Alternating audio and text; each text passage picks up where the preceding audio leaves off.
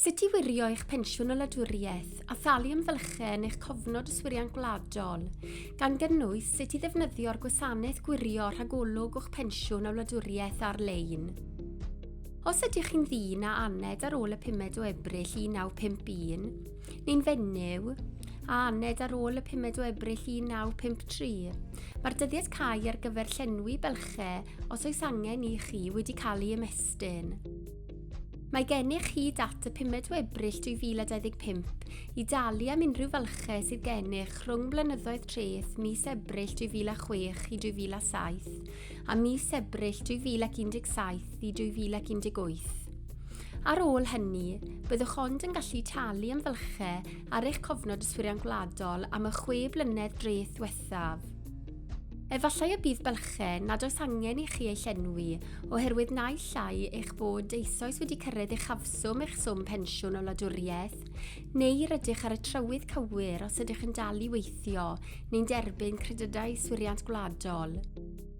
Os ydych dros oedran pensiwn o wladwriaeth, gallwch wirio a oes gennych fylchau yn eich cofnod yswiriant gwladol ar-lein.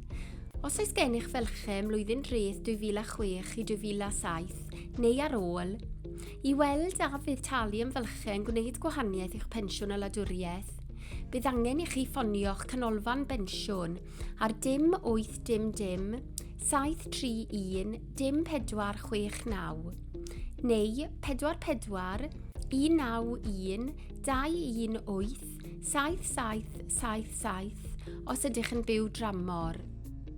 Gallwch gael rhagolwg pensiwn o wladwriaeth wedi'i bersonoli os nad ydych wedi cyrraedd oedran pensiwn o wladwriaeth ac rydych yn gymwys.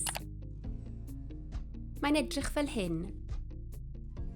Yn dibynnu ar eich amgylchiadau, byddwch yn gweld amcangyfrif o faint o bensiwn o wladwriaeth y gallwch ei gael yn seiliedig ar eich cofnod yswiriant gwladol presennol. Rhagolwg o faint o bensiwn o wladwriaeth y gallech ei gael os byddwch yn llenwi blynyddoedd i ddod, neu os oes angen i chi lenwi bylchau yn y gorffennol i gynyddu eich rhagolwg pensiwn o wladwriaeth, bydd yn dangos trydydd swm sy'n nodi y mwyaf y gallwch ei gynyddu iddo. Gallwch hefyd gael mynediad i'ch cofnod yswiriant gwladol o'r fan hon, neu yn eich cyfrif treth personol, neu drwy ddefnyddio ap cyllid a thollau ei fawrhydu. Fel arfer, ni allwch gynyddu eich pensiwn o wladwriaeth os yw'ch amcangyfrif eisoes yn 221 pint a 20 ceiniog yr wythnos neu fwy. Nid oes angen i chi lenwi unrhyw fylchau cyn 2016 os oes gennych 35 mlynedd eisoes ar eich cofnod yswiriant gwladol cyn hynny.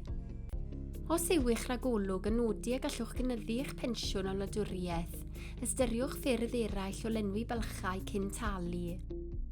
Gallwch wirio a allwch gael credydau yswiriant gwladol ar-lein drwy fynd ar www.gov.uk a defnyddio'r term chwilio credydau yswiriant gwladol. Os byddwch yn parhau i weithio ac yn talu yswiriant gwladol, bydd blynyddoedd yn y dyfodol fel arfer yn cael eu llenwi'n awtomatig. Os ydych wedi bod yn hunan gyflogedig neu wedi byw dramor yn y blynyddoedd hynny, ni fyddwch yn gallu talu am fylchau ar-lein. I weld a fydd talu am fylchau yn yr amgylchiadau penodol hyn yn gwneud gwahaniaeth i'ch pensiwn o wladwriaeth, cysylltwch â gwasanaeth pensiwn y dyfodol ar dim 800 731 1175. Gall llenwi bylchau yn eich cofnod gynyddu eich pensiwn o wladwriaeth. Os gallwch dalu am fylchau ar-lein gan ddefnyddio'r gwasanaeth gwirio eich pensiwn o wladwriaeth, fe welwch eich opsiynau cyfraniad gwirfoddol. Mae'n edrych fel hyn. Byddwch ond yn gweld opsiynau a fydd yn cynyddu eich pensiwn o wladwriaeth, ac mae eich opsiynau yn cael eu didoli o'r cyfanswm cost isaf i'r uchaf. Os nad oes gennych unrhyw fylchau i'w llenwi a fydd yn cynyddu eich pensiwn o wladwriaeth, ni fyddwch yn gweld unrhyw opsiynau.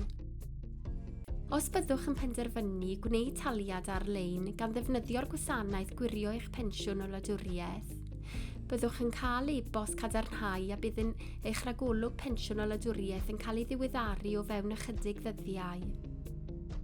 Cofiwch, efallai na fydd angen i chi elenwi pob bwlch a ddangosir i gael y fwyaf o bensiwn o wladwriaeth.